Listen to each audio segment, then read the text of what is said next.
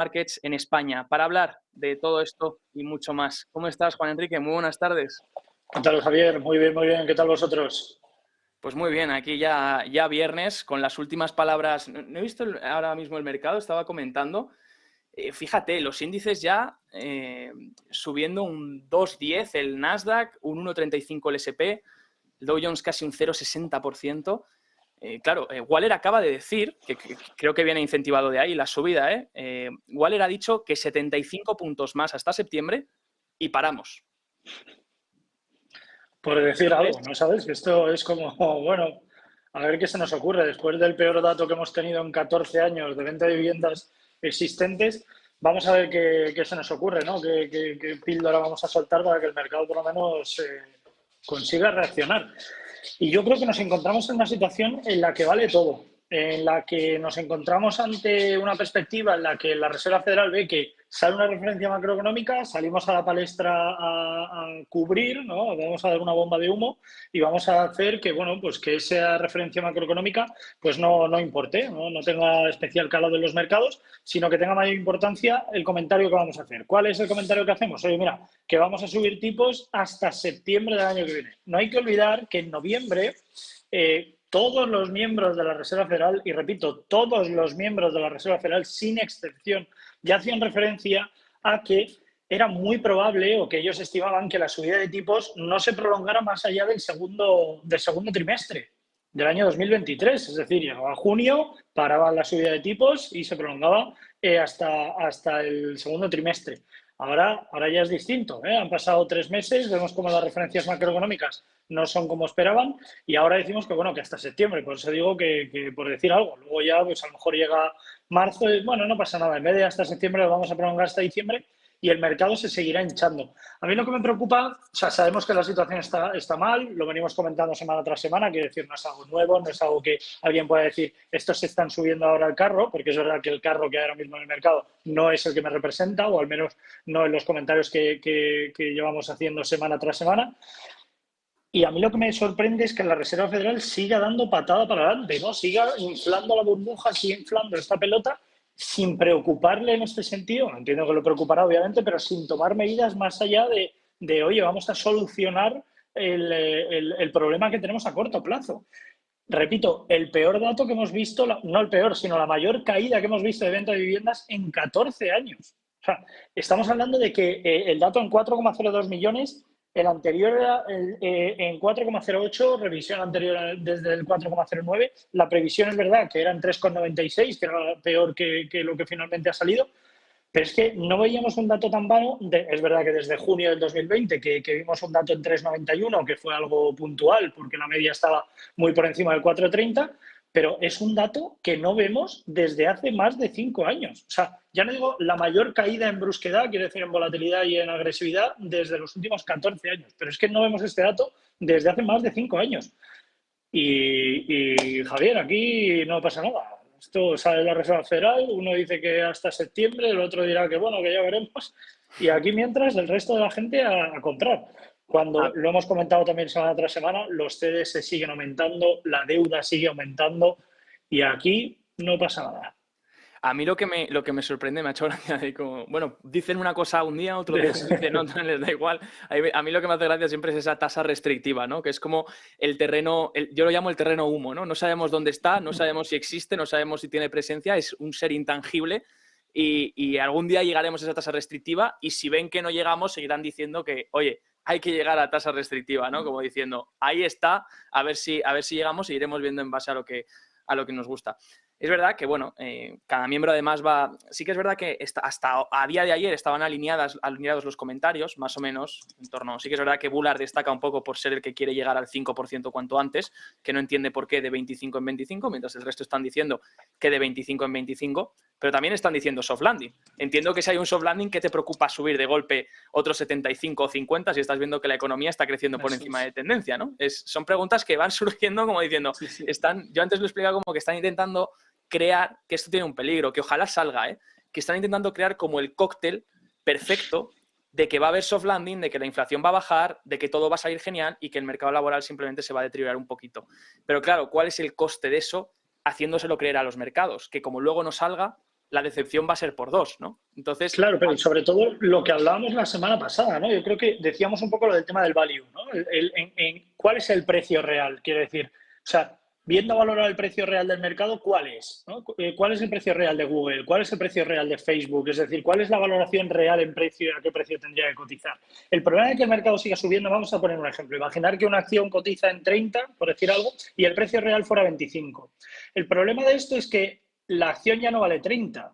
La acción vale 35, luego vale 38, luego vale 41, y es que el precio real sigue siendo 25. Esto me recuerda un poco a la película de La Gran Apuesta de Christian Bale, un poco cuando veía que se iba posicionando en corto en el mercado inmobiliario y que el mercado seguía subiendo y que no pasaba nada y que todas las referencias macroeconómicas marcaban que el mercado inmobiliario estaba seco. No es que estaba en deterioro o no es que estaba en negativo, no, que estaba seco. O sea, vamos viendo poco a poco cómo las referencias macroeconómicas marcan que la economía en Estados Unidos está en graves problemas. O sea, por activa, por pasiva, en el sector vehículo, en el sector inmobiliario, en el sector consumo, cada vez vamos viendo que la deuda aumenta y aumenta y aumenta y las tasas de impagos aumentan y esto lo único que va a tener es un impacto, obviamente, de destrucción en ciertas empresas, en ciertos sectores y estas empresas quebrarán, desempleo, menor consumo porque hay menos dinero para consumir y obviamente ese menor consumo da pie, lógicamente, a mayor destrucción de empleo nuevamente, porque al final es un poco el círculo, ¿no? de la economía, que es lo que hemos hablado a veces, ¿no? El consumo, el aumento del consumo da aumento de empleo, el aumento de empleo da aumento de dinero y el aumento de dinero, por ende, da aumento de consumo. Pero es que el deterioro es la misma rueda, pero en el lado negativo. ¿Qué pasa? Que el Banco Central Europeo o la Reserva Federal lo que tiene que hacer es tomar medidas para bloquear esa rueda, ¿no? Para poner un obstáculo a la rueda, destruyendo una de las 3 conexiones que hay entre el consumo y el empleo, entre el empleo y el dinero o entre el dinero y el consumo.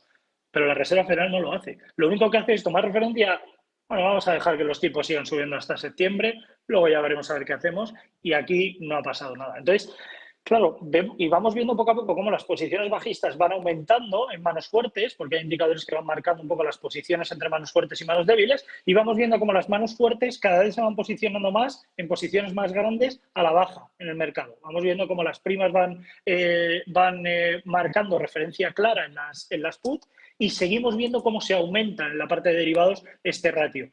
Y aquí es lo que decía un poco, lo que me recuerda a la película de La Gran Apuesta, pues el Christian Bale de turno está esperando ahí a la puerta gallola, pero claro, tampoco pueden esperar eternamente, ¿no? Porque el dinero no llueve, sus posiciones no llueven y lógicamente hay gestores que no tienen el apalancamiento máximo o el apalancamiento infinito para poder seguir posicionándose en el mercado a la espera de que esto pete. Porque yo lo siento, y de verdad que lo siento muchísimo, pero es que cada vez, y viendo la situación que hay, cada vez tengo más claro que es que esto va a petar. El problema es lo que decíamos. Si la acción que cotizaba en 30, el valor real es 25 y ahora cotiza en 45, claro, la caída es mucho mayor. Es decir, la explosión de esa burbuja cada vez va a ser más problemática y por ende, lógicamente, mucho más destructiva, ¿no? al resto de sectores. Efectivamente, ¿no? Lo que también comentábamos de esas expectativas, que al final cuando las generas y luego sale mal, pues puede ser peor el precio a pagar, ¿no? Oye, aprovecho para ponerte, ya que has hablado de crédito y de deuda, ya has dicho que va a llegar un punto en el que esa deuda pues no se vaya a poder pagar. No sé si hacías referencia al techo de deuda, que teníamos la noticia ayer de que hemos vuelto a alcanzar ese techo de deuda. De hecho, hablabas de esos credit spreads disparados otra vez, esos acuerdos de impago, ¿no? Una especie de seguro de impago de la deuda. Bueno, pues te pongo aquí este gráfico que ya creo que hemos comentado alguna vez, ahora actualizado, donde vemos en línea roja, pues ese uso de la tarjeta, esa deuda de crédito, tarjetas de crédito y esa tasa de ahorros en línea verde de las familias. Y donde vemos que la deuda ya está llegando a unos niveles y encima los ahorros se están contrayendo. Pero no solo eso, la tasa promedio de estos tipos de interés de tarjetas de crédito está ya en el 19%. Entonces, ¿cómo acaba esto? Claro, yo entiendo un consumidor que no tiene para pagar, tiene que tirar de crédito y además esa rueda se va haciendo peor porque me financio otro crédito para pagar el anterior y al final estoy cogiendo un tramo mucho más alto, ¿no? Cada vez. Es lo que hablábamos hace, no sé si fueron 3 semanas o 4 semanas, lo que hablamos de que en Estados Unidos cada vez van aumentando más y ya son cifras totalmente descontroladas, de gente que pide créditos ya no para el día a día, sino para pagar un crédito anterior. o sea, estas cifras van aumentando, que son los créditos de segundo plazo o de segundo retorno, y estos créditos se han disparado en Estados Unidos más del 140%. En el último trimestre, más del 140% se han multiplicado los créditos de segundo retorno. ¿Esto qué quiere decir? Que, lógicamente, la gente no tiene dinero para poder pagarlo y, obviamente, esto lo único que va a suceder es que yo tengo un crédito, no consigo vivir o no consigo mantener la situación actual, pido otro crédito y, claro, el problema es que estos intereses del primer crédito los tengo que pagar, pero es que los intereses del segundo crédito también los tengo que pagar y, obviamente, no tengo, o sea, el problema con todo esto es que el ciudadano estadounidense considera que, como le están vendiendo la moto en la Reserva Federal, oye, mira, que la situación no es la leche, quiero decir, no estamos en una panacea y no nos encontramos aquí en Alicia en el País de las Maravillas, pero que la situación es buena.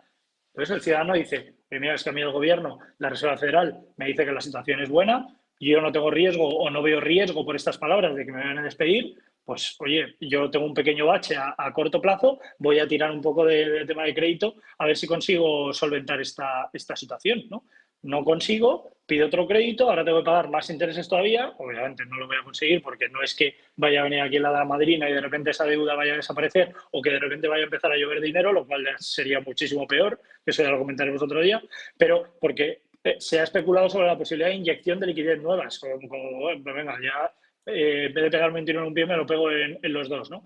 Pero claro, tampoco van a conseguir pagar ese crédito en segundo retorno y vamos a entrar de nuevo en un bucle, en una situación en la que yo, sinceramente, hay muchas familias en las que no le veo retorno. Vamos a volver otra vez a la misma situación. Pero el problema que yo veo aquí es que ya no estamos hablando de una crisis inmobiliaria, que es lo que hablábamos también la semana pasada. Es que estamos hablando de una crisis sistémica en el sentido en el que la deuda impacta a todo. No es que tengamos un problema en el sector vehículos, no es que tengamos un problema en el sector tecnológico, no es que tengamos un problema en el sector inmobiliario, es que tenemos un problema de deuda y el problema de deuda impacta a todos los sectores. Es decir, hay una explosión colateral que va perjudicando a todos los sectores que hay, en este caso en la parte de la economía estadounidense, pero obviamente vamos a empezar a escuchar mucho de Estados Unidos, pero Europa hay que verla, ¿eh? Europa hay que tratarla, yo creo, como un enfermo que va entrando al hospital y es como, oye, ¿qué hacemos? ¿Urgencias? No, vamos directamente a paliativos, ¿no? En vez de a cuidados intensivos,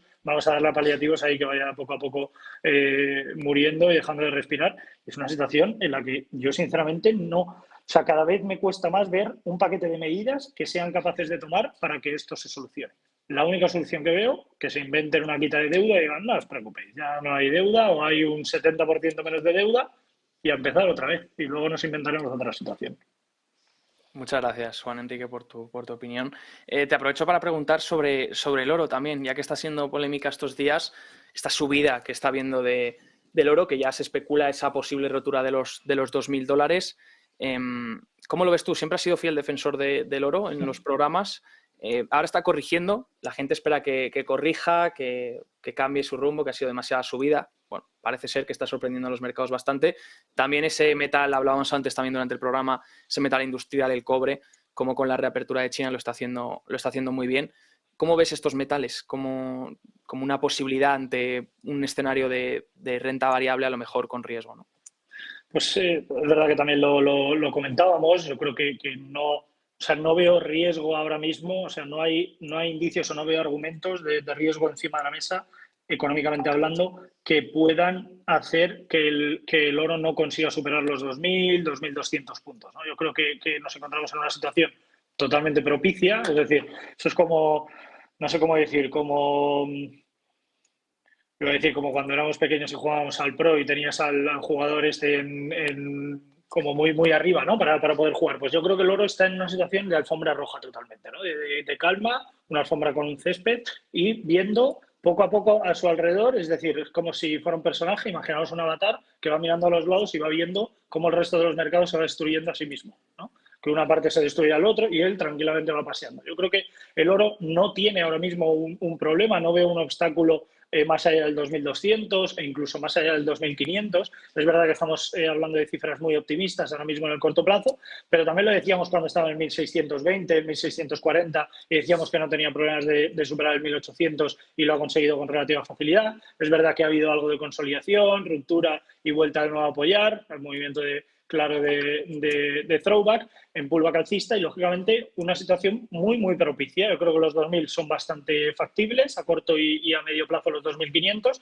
y por el momento, mientras la situación siga aumentando en cuanto a debilidad, en cuanto a referencias macroeconómicas adelantadas como venta de viviendas existentes y demás, y la situación siga en el recorrido en el que está, pues el oro seguirá posicionándose tranquilamente, seguiremos viendo aumentar cómo fondos soberanos y, lógicamente, fondos de gestión de renta variable van aumentando posiciones claramente en metales. Estamos haciendo referencia mucho al oro, pero también lo hemos dicho, la plata, el paladio, el platino, has hablado del cobre. Es una situación, lógicamente, muy propicia. También la apertura de puertas en China para que el cobre pueda volver a tirar y ser una muy buena referencia dentro de la parte de los metales.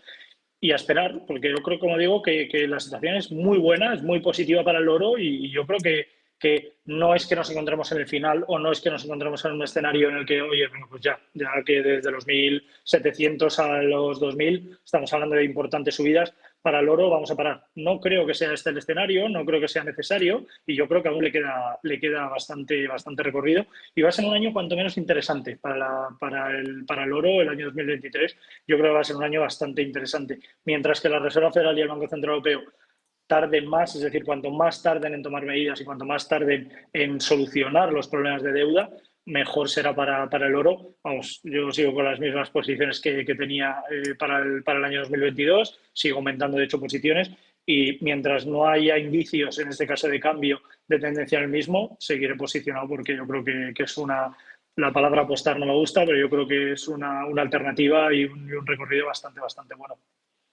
Muchas gracias, Juan Enrique. Ya has hablado de China. Aprovecho para preguntarte la última pregunta. Ha compartido la encuesta global de managers de fondos de Bank of America. ¿Cuáles son los trades, las inversiones que creen que están más concurridas? Donde estos managers responden, ¿no? El dólar era la que respondían como mayor concurrida en diciembre de 2022. Ahora sigue siendo la que creen que sigue muy concurrida por ese efecto carry trade, pero aparece una nueva inversión que sería tanto largo de bonos de investment grade y gubernamentales, tanto largo acciones chinas. Entonces te voy a preguntar si nos puedes dar así dos visiones, ¿no? Primero, hacia China, si crees que ahora con esta reapertura y demás puede que invertir en China se haya vuelto un trade concurrido y del que hay que alejarse, y también de los bonos. Con esta caída de los tipos de interés, entiendo pues, que mucha gente está ya depositando. Hemos visto muchas entradas de capital en bonos que ya están dando una yield muy interesante, ¿no? Pues, en primer lugar, yo creo que la parte de renta variable en China es razonable, obviamente, que haya no pequeño iba a decir, pero que haya un impulso a corto plazo, me refiero pequeño en el tiempo, sí, que sea muy agresivo, en este caso en ese horizonte temporal. Es obviamente normal por esa apertura, también lo hemos tenido aquí cuando vimos apertura en Europa, cuando hemos visto la apertura en Estados Unidos, quiere decir apertura de puertas, fronteras y demás. Lógicamente esto da pie a nuevas inversiones, nuevas empresas que estiman posicionarse. No creo que nos encontremos ante una situación de cambio, no creo que encontremos un escenario de cambio a corto plazo, pero sí que es verdad que no sería tan especialmente optimista, ¿no? Yo creo que nos encontramos en un escenario, como digo, propicio, pero con calma, ¿no? Antes es verdad que hablábamos de referencias relativamente agresivas, ¿no? De, oye, mira, vamos a posicionarnos claramente en el mercado en el corto plazo, pero yo creo que las posiciones pueden seguir siendo alcistas y que en la parte de renta variable china sigue habiendo muy buenas oportunidades, pero es verdad que ya va llegando un poco el llamamiento a la calma, ¿no? Oye, ya vamos a ir deshaciendo posiciones, vamos a empezar a generar o a tomar beneficios y vamos a ir poco a poco viendo otras alternativas. Yo no creo que sea el momento de ver caídas a corto plazo, pero sí de ver una posible desaceleración. En cuanto a la parte de bonos, yo creo que estoy de acuerdo contigo en que el yield se empieza a poner en un escenario francamente interesante. Es verdad que ya lo venimos viendo en el último mes y yo creo que las posiciones van muy claras, y que es verdad que este crecimiento se podría prolongar mucho a lo largo del año 2023, siempre y cuando la situación vaya en el camino en el que hemos ido comentando, ¿no? En las últimas semanas y también a lo largo del día de hoy.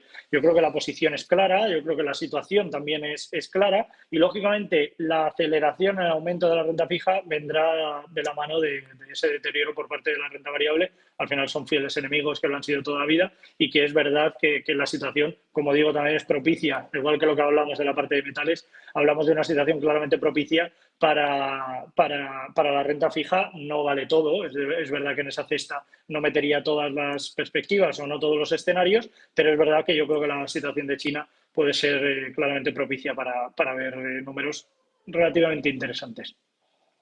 Pues nos quedamos con esto, Juan Enrique, situación propicia de China ahora mismo. Y te doy las gracias por haber unido un día más, viernes 20 de enero, por tenerte aquí a las 8:40 de la tarde con nosotros y que tengas un feliz fin de semana. Vale, igualmente, buen fin de semana para todos y nos vemos la semana que viene.